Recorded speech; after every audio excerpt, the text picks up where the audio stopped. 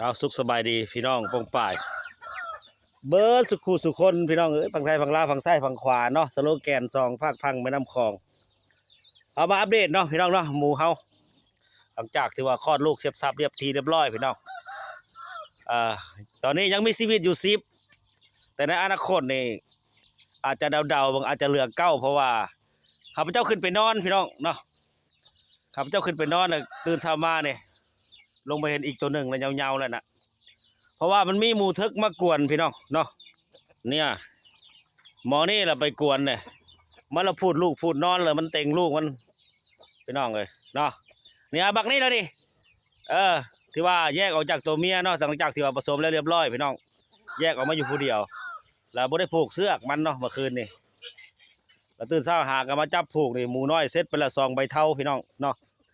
ธรรมดาไม่ได้11ใบเท่าพี่น้องเนาะหมูซอกนี่นะธรรมดามันได้11ใบเท่าอะไรก็แล้วพี่น้องเนาะเป็นตามบุญตามวาสนาแหละเนาะแต่ว่าสีได้เท่าไรกับเฮาก็ยังคอนเฟิร์มบ่ทันได้พี่น้องเนาะมันบ่ทันได้ใหญ่หลังจากที่ว่ามันกินทำกินหยังแล้วก่อนแต่ก็ดีใจอยู่เนาะที่ว่าบ่รุด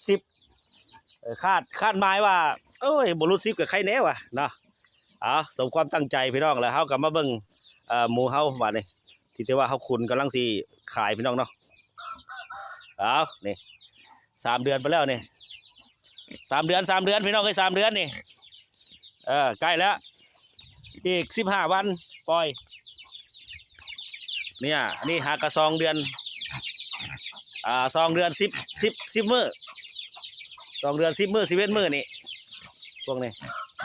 เอากลับมาอัปเดตไปเรื่อยเนาะผู้ใดที่ว่าติดตามแล้วก็ชมคลิปของข้าพเจ้าก็จะพาเบื่อเด้อพี่น้องเด้อเนาะทั้งข้าพเจ้ากับบ่มีหยังสิมาลงคลิปเนาะบ่มีหยังสิมาลงคลิปแล้วก็สิมาโซเฮ็ดคลิปแต่ละมื้อต้องAI เพิ่นให้ต้องให้เฮ็ดคลิปได้พี่น้องเนาะอย่างต่ำสุดก็เป็น3 คลิปขึ้นเมื่อข้าพเจ้าก็บ่จักแนวเห็นหยังเอาหยังมาเฮ็ดคลิปพี่น้องมีแต่เป็ดแต่ไก่แต่หมูเนาะสิ่งที่เฮามีนอกสิเหลือนั่นล่ะรถลาพาหนะเฮาบ่มีพี่น้องเอ้ยเนาะ มีแต่รถจักรห้าง2 คันนั่นล่ะพอได้ขี่ไล่งัวแล้วก็ขี่ไปซื้อเหล้ากินพี่น้องจะจวดพี่น้องจวด